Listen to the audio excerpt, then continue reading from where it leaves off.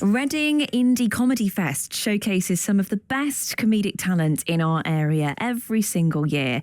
The festival also supports emerging comics through the Reading New Comedian of the Year award, which has propelled former winners to the club circuit and regular work. And Nick Byard from Mates Rates Comedy is one of the festival organisers and is with me now because very exciting times.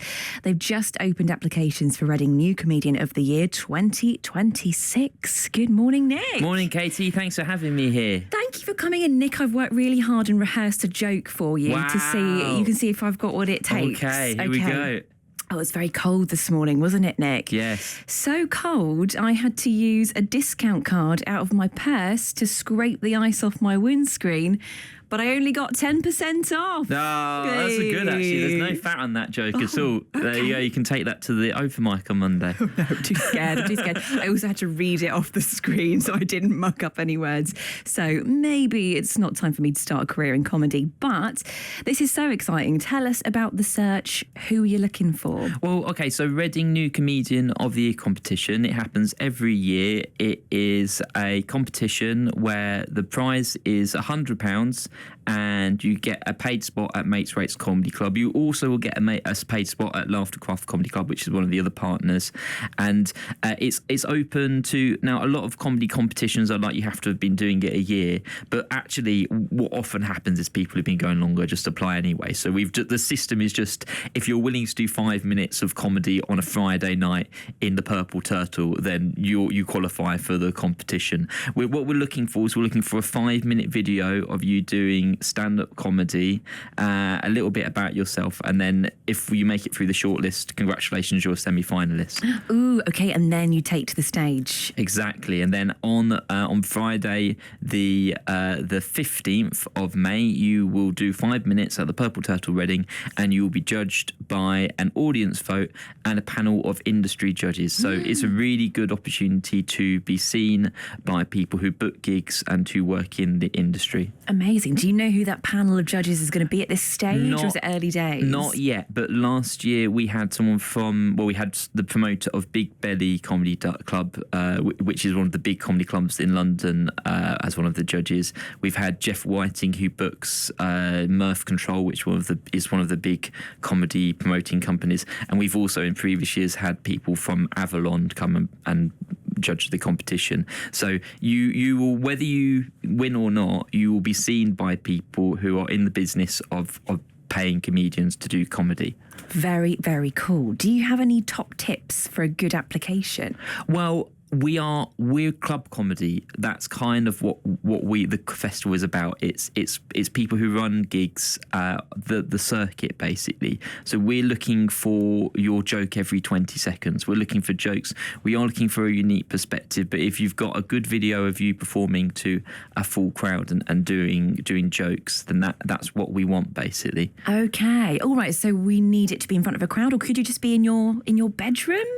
Not for this one. Okay. So if you've never done stand-up comedy before and you want to participate in this competition, there's still time, but my advice would be to go to, if you're based in Reading, come to our open mic at the Outlook on Monday and start doing comedy and get a video of you performing there, and that's what you need.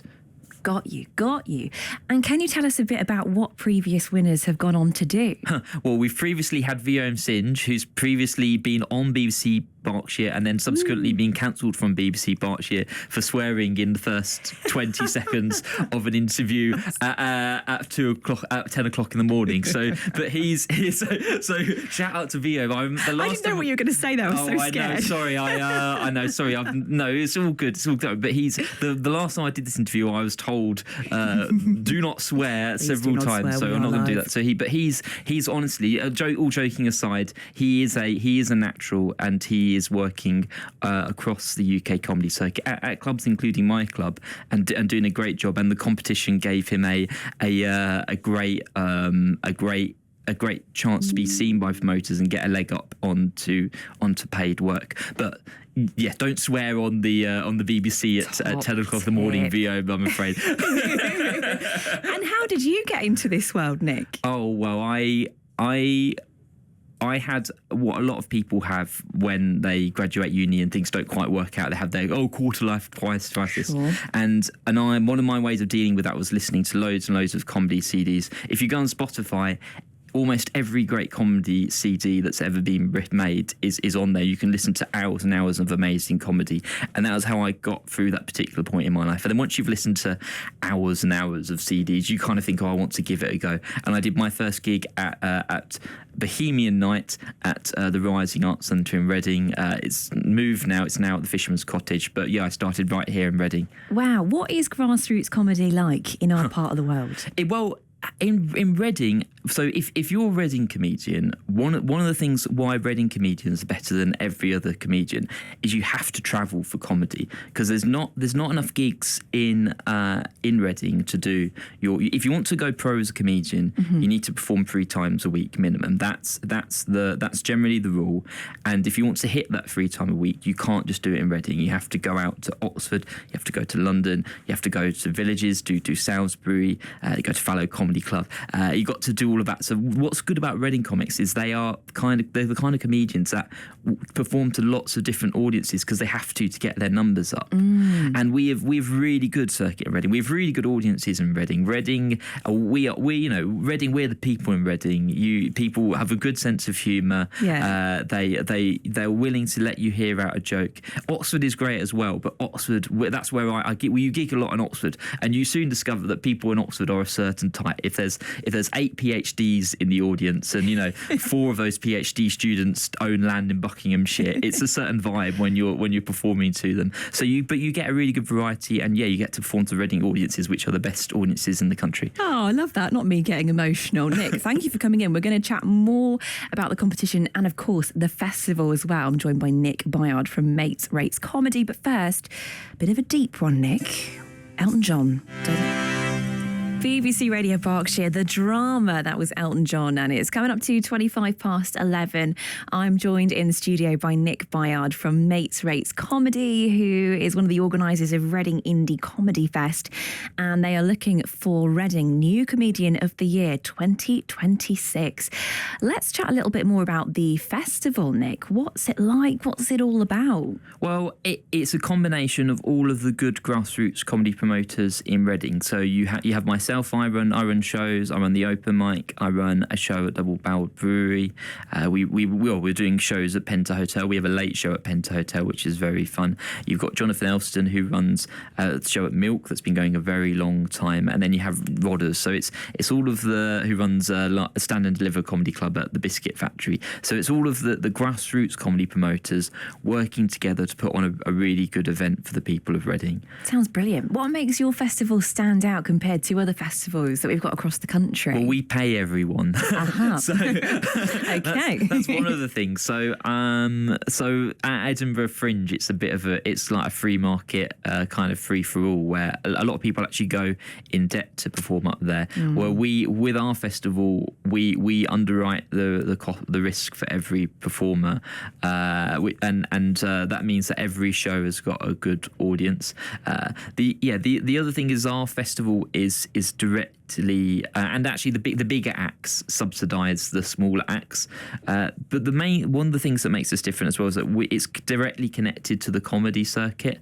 So it's a bit like it's ran by comedians for comedians, and it has that direct link to people who run shows in and around Reading and the local area. And you've got some big headliners already in the bag for next year. Can you tell us about those? Yeah. We got Sarah Pascoe. That's a massive comedian. She's headlining the show at Double Barrel Brewery on the Sunday, and then on Saturday we have Simon Brodkin, who's headlining the big show at Penta Hotel. And I can confirm that the opener for that show, this was only yesterday, is going to be Jack Skipper, who's another huge act, very big on TikTok. So we've got some really, and we'll be confirming the smaller acts very soon as well for the smaller shows. So we've got some really good acts attached to it. Yeah, all very exciting times.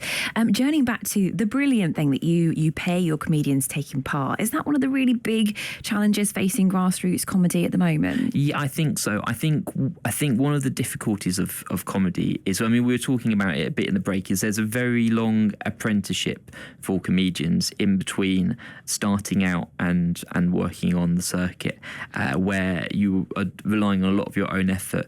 And in some cases, and things like Edinburgh Fringe, I mean, it creates a lot of good opportunities for people, but a lot of people spend a lot of money to go up and do that, and some actually go into debt to do it. And I think what we're seeing a rise of these grassroots festivals. Some of them are directly inspired by Reading Indie Comedy Festival, where it's people putting these things on at a grassroots in order to create opportunities for people locally and really build that local scene. It's such work, it's such dedication. Also, during Elton John, we were chatting about how you collate and write your own material. Can you please tell our listeners about the Word document that's got every single joke you've ever written in it? Not everyone is this strange. But yeah, for me, if you want writing tips, I can talk about it for hours. But I'm a free writer. For me, writing is figuring out how I think and feel about things. I do that on paper, then I transfer it onto a Word document that has every joke I've ever written on it. And then I might leave a joke for, you might leave it for a year, and then you might come back to it a year later and figure it out, and you might get it there. So that's how I do things. I know other people write differently. Some people write on stage. Those people are a little bit annoying, actually, because you have to see one of your mates waffle on for about 10 minutes, not really knowing what they're going on about before they. But then they're like, "Oh, but it's how I get there." But anyway, interesting. Gosh, so interesting. Right, we must talk about again Reading New Comedian of the Year 2026. You told us about how we can apply, but where do we need to go to apply? So you need to go to www.thereadingcomedyfestival.co.uk. It might be .com, but if you Google Reading Indie Comedy Festival or the Reading Comedy Festival, then it will go on there. There is a page on our website which is competition that will have all the information about the competition, and then on that page is a link to a Google form where you can submit your information and submit your application to join the competition. Nice. And you've got a show this weekend you want to tell people about? Yes, we have a show at Double Barreled Brewery with Fiona Allen, who was from Smack the Pony. She's headlining. Yeah. We've got Adam Kumas opening, very, very funny act, and that's at Double Barreled Brewery this weekend. So if you can't wait until May to see a bunch of brilliant comedians, you can come to Double Barreled Brewery in Reading, and you can see some brilliant comedians, and also we've got really nice beer. It's a really great event, so come and see us there. You'll see me there. You can see me in the flesh. Amazing. Lovely. Nick, so great to meet you. Thank you so much. Good luck with this weekend. Nick Byard from Mates Rates Comedy. 11:30. This